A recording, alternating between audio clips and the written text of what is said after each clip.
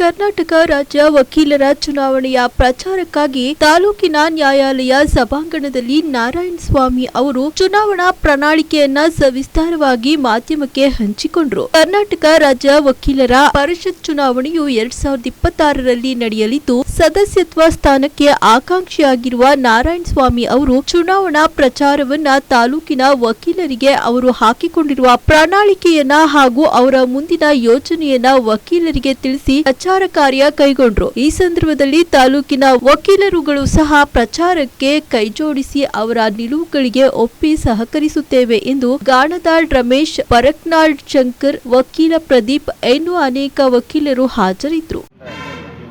ಎಲ್ಲರಿಗೂ ನಮಸ್ಕಾರ.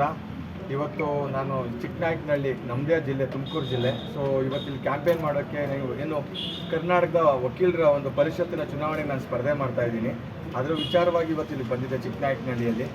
ಸೊ ನನಗೇನಂದರೆ ಸ್ವಲ್ಪ ನಮ್ಮ ಜಿಲ್ಲೆಯಲ್ಲಿ ಮೊದಲು ಕ್ಯಾಂಪೇನ್ ಮುಗಿಸ್ಕೊಂಡು ಹೋಗ್ಬಿಡೋಣ ಅಂತ ಒಂದು ಪ್ರೀತಿ ನನಗಿರೋದ್ರಿಂದ ಇಲ್ಲಿ ಬಂದಿದ್ದೆ. ಈಗ ಚುನಾವಣೆಯ ಒಂದು ಪ್ರಚಾರವನ್ನು ಇವತ್ತು ಪ್ರಾರಂಭ ಆಗಿದೆ. ಮಾರ್ಚ್ 11 ಎಲೆಕ್ಷನ್ಸ್ ಇದೆ. ಮಾರ್ಚ್ 11 ವಕೀಲರ ಒಂದು ಪರಿಷತ್ತಿನ ಎಲೆಕ್ಷನ್ ಇದೆ. ಅದು ಆಫ್ಟರ್ 8 ಇಯರ್ಸ್ ಈ ಚುನಾವಣೆ ನಡೀತಾ ಇರ್ತಕ್ಕಂಥದ್ದು. ಸೊ ಸದಾ ವಕೀಲರ ಪರವಾಗಿ ನಾನು ಧ್ವನಿ ಎತ್ಕೊಂಡೇ ಬಂದಿದ್ದೀನಿ. ವಕೀಲರ ಪ್ರೊಟೆಕ್ಷನ್ ಆ್ಯಕ್ಟಲ್ಲಿರ್ಬೋದು, ಕೋವಿಡಲ್ಲಿ ಬೀದಿಗೆ ನಿಂತು ವಕೀಲರಿಗೆ ಸಹಕಾರ ಕೊಟ್ಕೊಂಡು ಬಂದಿದ್ದೀನಿ.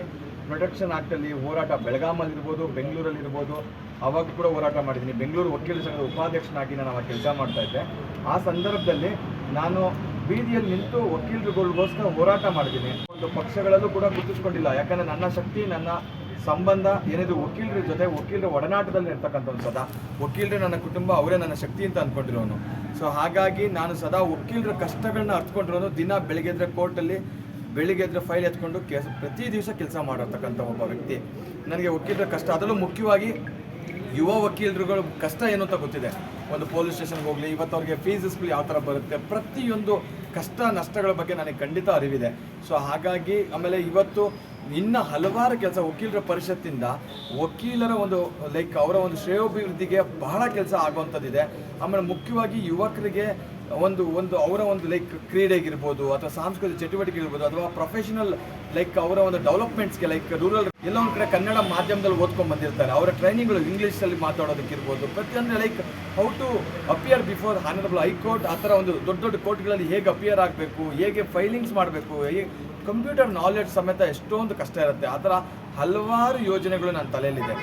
ಅಲ್ಲದೆ ವೆರಿ ಇಂಪಾರ್ಟೆಂಟಾಗಿ ಸುಪ್ರೀಂ ಕೋರ್ಟ್ ಸರ್ಕ್ಯೂಟ್ ಬೆಂಚಿನ ಕರ್ನಾಟಕಕ್ಕೆ ತರೋಕ್ಕೆ ಇವತ್ತಿನವರೆಗೂ ಒಂದು ಹೋರಾಟ ಅನ್ನೋದಾಗಿಲ್ಲ. ಎಲ್ಲೋ ಒಂದು ಕಡೆ ಅದನ್ನು ಮಾಡುವಂಥ ಒಂದು ಇಚ್ಛಾಶಕ್ತಿ ನನಗಿದೆ. ಆಮೇಲೆ ವೆಲ್ಫೇರ್ ಫಂಡ್ ವಿಚಾರದಲ್ಲಿರ್ಬೋದು, ಇನ್ಶೂರೆನ್ಸ್ ವಿಚಾರದಲ್ಲಿರ್ಬೋದು, ನನ್ನ ಶಕ್ತಿ ಮೀರಿದ ಹೋರಾಟ ನಾನು ಖಂಡಿತವಾಗಿಯೂ ಮಾಡ್ತೀನಿ. ನಾನು ಈ ಒಂದು ತಮ್ಮ ಮಾಧ್ಯಮಗಳ ಮುಖಾಂತರ ನಾನು ಕೇಳ್ಕೊಳ್ಳೋದಿಷ್ಟು, ನಮ್ಮ ವಕೀಲರಲ್ಲಿ ನಾನು ರಿಕ್ವೆಸ್ಟ್ ಮಾಡ್ಕೊಳ್ತೀನಿ, ದಯವಿಟ್ಟು ನನಗೆ ಮೊದಲನೇ ಪ್ರಾಶಸ್ತ್ಯದ ಮತವನ್ನು ಕೊಡಿ.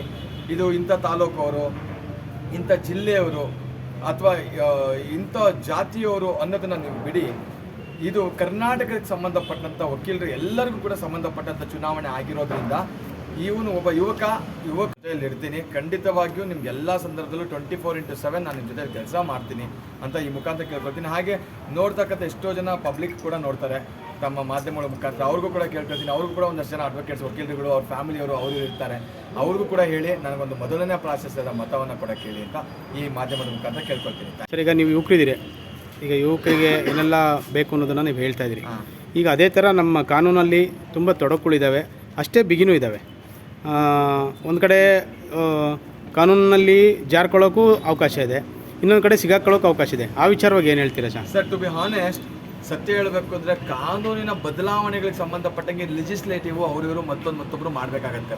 ಮುಖ್ಯವಾಗಿ ನಾನು ವಕೀಲರ ಶ್ರೇಯೋಭಿವೃದ್ಧಿ ವಿಚಾರವಾಗಿ ನಾನು ಜಾಸ್ತಿ ಆಲೋಚನೆ ಮಾಡಬೇಕೇ ವಿನಃ ನಾನು ಕಾನೂನಿನ ತೊಡಕುಗಳ ಬಗ್ಗೆ ಖಂಡಿತವಾಗಿಯೂ, ಅದಕ್ಕೇನೆಂದರೆ ಕೋರ್ಟ್ಗಳಿದೆ, ಕಾನ್ಸ್ಟಿಟ್ಯೂಷನಲ್ ಕ್ವಶನ್ಸ್ ಎಲ್ಲ ಬಂದಾಗ ಕೋರ್ಟ್ಗಳಲ್ಲಿ ನಾವು ಅದು ರಿಟ್ ಹಾಕ್ಕೊಂಡು ಮತ್ತೊಂದು ಮಾಡುವಂಥದ್ದು. ಆಮೇಲೆ ಕಾನೂನಿನ ತೊಡಕುಗಳು ಬಂದಾಗ ನಿಜ ಹೇಳಬೇಕು ಅಂದರೆ ಅದು ಕ್ಯಾಬಿನೆಟ್ಸ್ಗಳಲ್ಲಿ ಏನು ನಮ್ಮ ರಾಷ್ಟ್ರದ ಮಟ್ಟದಲ್ಲಿ ಅದು ಆಗಬೇಕು. ಸಣ್ಣ ಸಣ್ಣ ಬದಲಾವಣೆಗಳೇನೈತೆ, ಇವಾಗ ಸ್ಟೇಟ್ ಅಮೆಂಡ್ಮೆಂಟ್ಸ್ಗಳು ಮತ್ತೊಂದರೆ ಸ್ಟೇಟಲ್ಲಿ ಈಗ ಪ್ರೆಸೆಂಟ್ ಎಷ್ಟೋ ಜನ ಇವಾಗ ವಕೀಲರುಗಳಿಗೆ ಗೊತ್ತಿದೆ, ರಿಟರ್ನ್ ಸ್ಟೇಟ್ಮೆಂಟ್ ಫೈಲ್ ಮಾಡಿ ವಿತಿನ್ 90 ಡೇಸಲ್ಲಿ ಫೈಲ್ ಮಾಡಬೇಕು ಅಂತ ಆಗಿದೆ.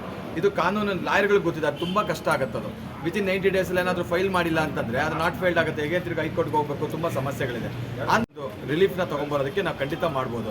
ಆ್ಯಂಡ್ ಚಿಕ್ಕ ಪುಟ್ಟ ಖಂಡಿತ ಬದಲಾವಣೆಗಳಿದೆ. ಮುಖ್ಯವಾಗಿ ನಮಗೆ ಅಡ್ವೊಕೇಟ್ಸ್ಗಳಿಗೆ ನಾವು ಅಡ್ವೊಕೇಟ್ಸ್ ಪ್ರೊಟೆಕ್ಷನ್ ಆಕ್ಟ್ ಅಂತ ಆಯಿತು, ಸರಿಯಾಗಿ ಅದು ಎಕ್ಸಿಕ್ಯೂಟೇ ಆಗ್ತಾ ಇಲ್ಲ. ಅಂಥ ವಿಚಾರವಾಗಿ ಮೊದಲು ಕಾನ್ಸಂಟ್ರೇಷನ್ ಮಾಡಬೇಕು. ಯಾಕೆಂದರೆ ಮಗು ಹುಟ್ಟಿದ ತಕ್ಷಣ ರನ್ನಿಂಗ್ ಮಾಡೋದಿಲ್ಲ. It will take time.